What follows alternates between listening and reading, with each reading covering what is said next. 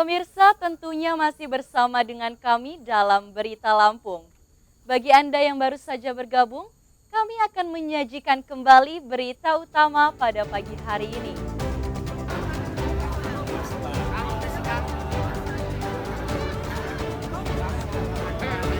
Unjuk rasa ribuan massa di gedung DPRD Lampung diwarnai dengan perusakan pagar kawat berduri yang dipasang polisi.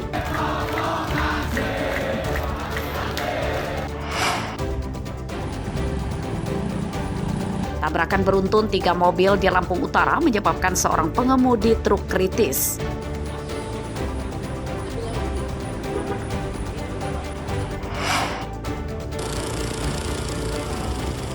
Seorang pasien asal Pulau di Tanggamus diangkut dengan perahu menuju rumah sakit.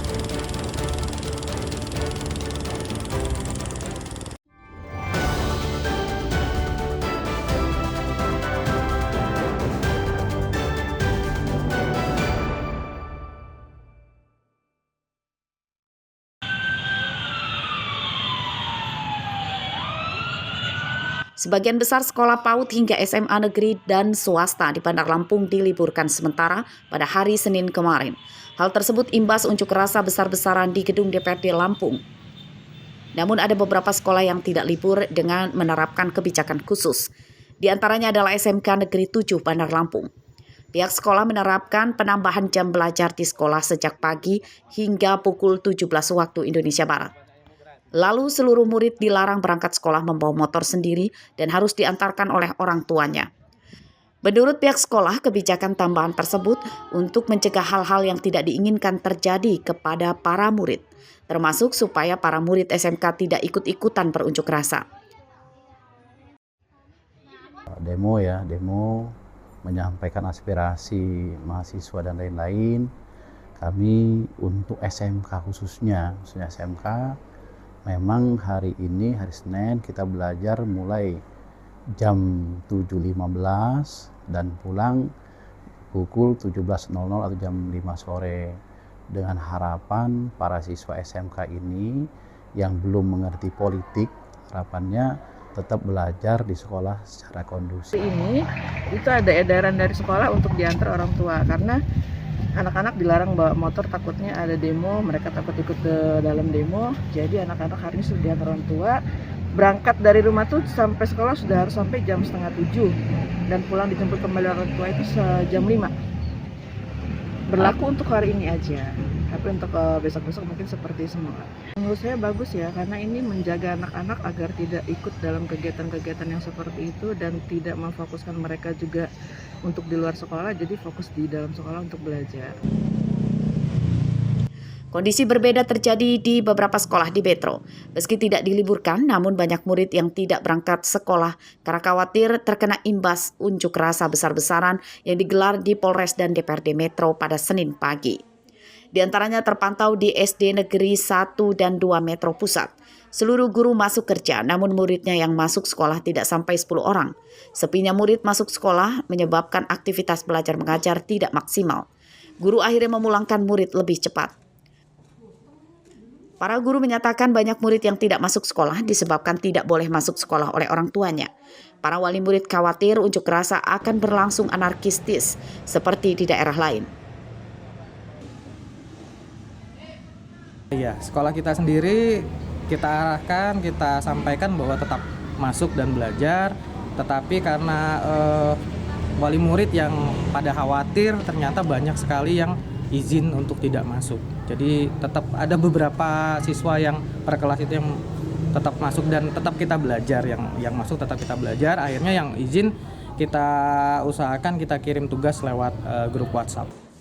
Pihak sekolah memberi kelonggaran tidak memberi sanksi bagi murid yang tidak masuk sekolah tanpa izin pada hari Senin kemarin.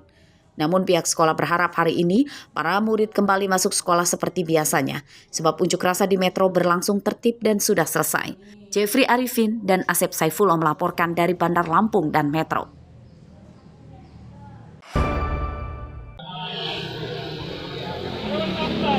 Tim penyidik Kejaksaan Negeri Metro menetapkan 4 orang tersangka dalam kasus korupsi proyek perbaikan Jalan Dr. Sutomo di Kota Metro tahun anggaran 2023. Kerugian negara akibat korupsi tersebut sekitar 1 miliar rupiah. Mereka yang ditetapkan tersangka adalah mantan Kepala Dinas Pekerjaan Umum dan Perumahan Rakyat atau PUPR bernama Robi Kurniawan Saputra dan anak buahnya seorang Kepala Bidang Cipta Karya bernama Dadang Haris. 2 tersangka lain dari pihak kontraktor proyek berinisial UR dan TJS. Tim penyidik menyatakan para tersangka diduga bersekongkol mengorupsi proyek perbaikan jalan bermodus mengurangi volume pekerjaan. Namun proyeknya tetap disetujui dan dibayar penuh. Telah dilaksanakan penetapan dan penahanan terhadap 4 orang tersangka dalam perkara dugaan tindak pidana korupsi, pekerjaan penanganan long segmen peningkatan atau rekonstruksi Jalan Dr. Sutomo DAK tahun anggaran 2023 pada Dinas PUTR Kota Metro yang telah mengakibatkan kerugian keuangan negara sekitar 1 miliar rupiah. Jadi bahwa di keempat orang tersangka tersebut terdiri dari ASN yaitu inisial RKS dan DH serta rekanan yaitu inisial UR dan TJS. Pasal yang disangkakan melanggar primer pasal 2 ayat 1 untuk pasal 18 Undang-Undang Nomor 31 tahun 1999 untuk Undang-Undang Nomor RI Nomor 20 tahun 2021 tentang perubahan atas Undang-Undang RI Nomor 3199 tentang pemberantasan tindak pidana korupsi junto pasal 55 ayat 1 ke 1 KUHP. Para tersangka dijerat Undang-Undang tentang Pemberantasan Korupsi dengan ancaman hukuman 20 tahun penjara. Tim penyidik masih mengembangkan kasus tersebut untuk memburu tersangka lain yang terlibat. Mustaqim melaporkan dari Metro.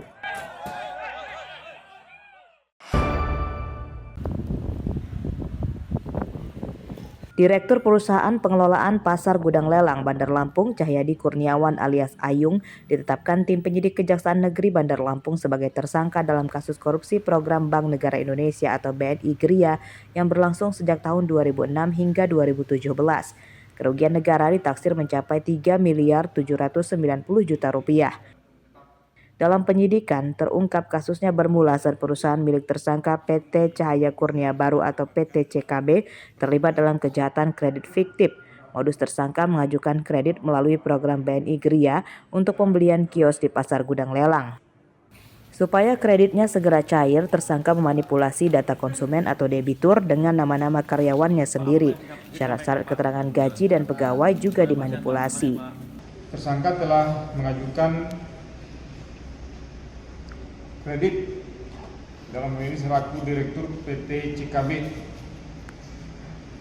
terhadap pembelian kios di pasar gudang lelang dan telah menggunakan debitur yang merupakan pegawai PT CKB dengan menggunakan syarat-syarat yang tidak benar seperti surat keterangan gaji, surat keterangan pegawai yang mana pengajuan kredit tersebut dilakukan secara melawan hukum terhadap objek yang belum terdapat alasan.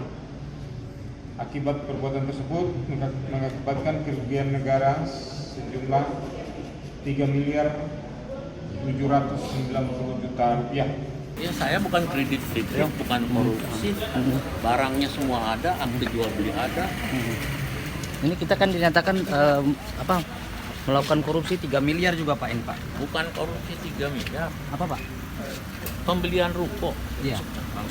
Barangnya ada. Itu memang kita Pak yang membeli itu saat itu. Memang saya. Bapak yang melakukan pengajuan pembelian. Anak buah saya. Kita mengetahui ya Pak ya. Ada kasus tersebut, sebelumnya tim penyidik Kejaksaan Negeri Bandar Lampung juga sudah menangkap 4 pegawai PT CKB yang terlibat. Keempatnya telah jadi terpidana dengan vonis hukuman 4 tahun penjara. Arsadi Saputra melaporkan dari Bandar Lampung.